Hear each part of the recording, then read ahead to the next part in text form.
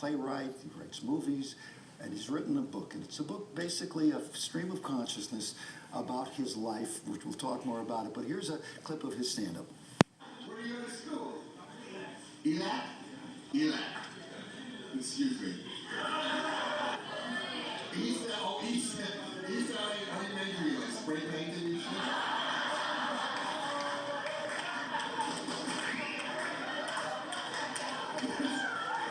There's actually a college in his town.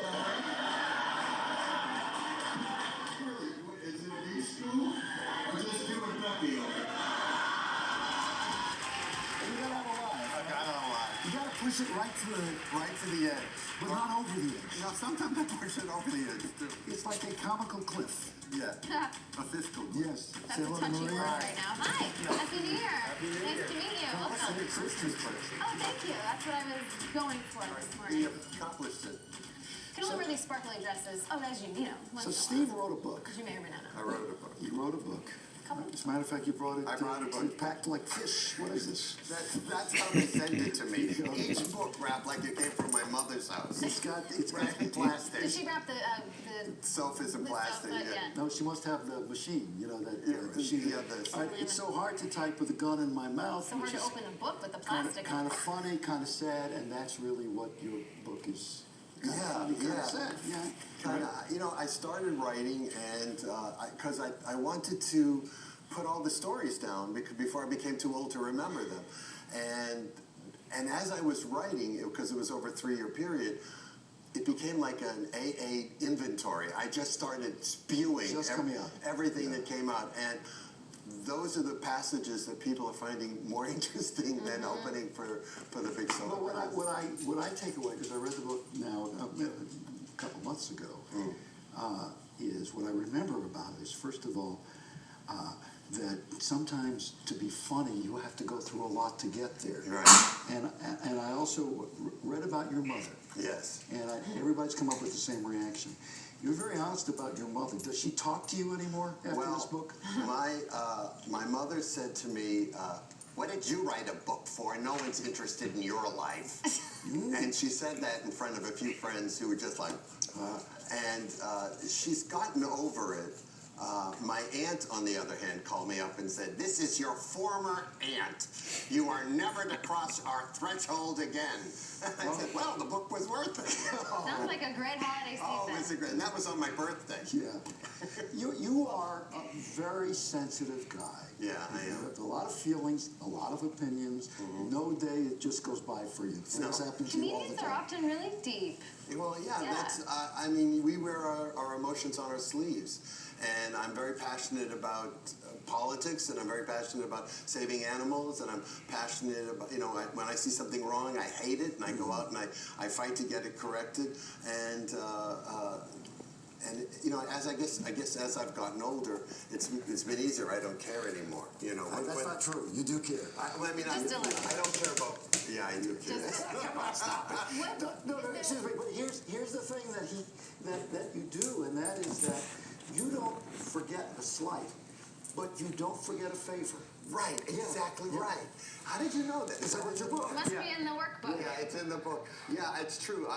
When you have no self-esteem, when someone is so nice to you, then you're so grateful that you go overboard to repay them for what they've done, and that's what I do. And then on the other hand, if someone is bad to me, I will hunt them down. I will stand outside their house.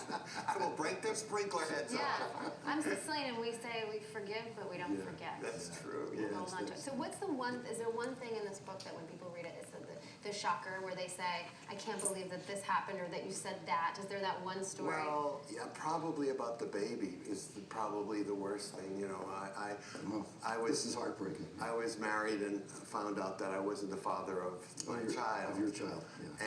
And that was the start of a 4-year slide that just devastated And me. how old was the child at that About point?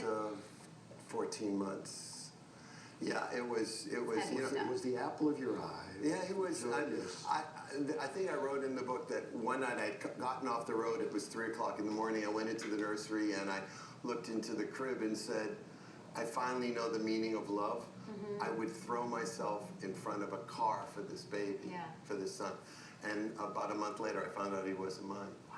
So that. Did your feelings change toward him at all? Well, I mean, I completely fell apart. I had a nervous breakdown right after that. So it was, and then he was taken away, and I never saw him again. And Wow. so it was. So it's just a lot. What a funny book! So back to comedy. So here you go, and those of us who've lived around here remember you, and you're at the Comedy Store. Comedy Store, right.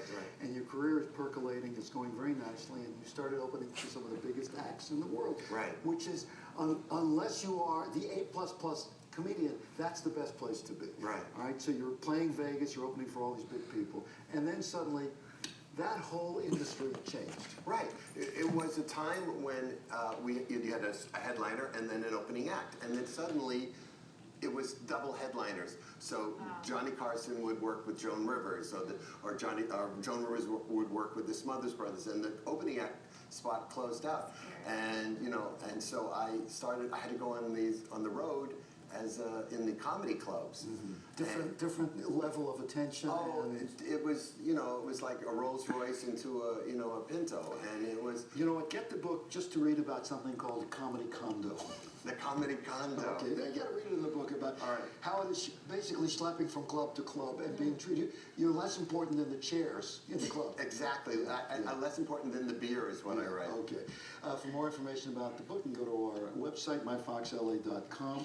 The packaging cracks me up, so you've succeeded there. Thanks. Steve, good. Bluestein. Bluestein. Okay, Thank you. Coming at 9 o'clock hours is